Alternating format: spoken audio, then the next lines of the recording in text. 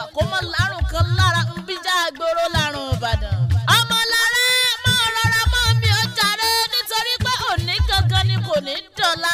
ọjọ́ ayọ̀ rẹ lòní jẹ́ kò sì ní já sákú fún ọ nítorí pé ọjọ́ ìdùnnú lọ́jọ́ tá a bí ní sáyé jẹ́.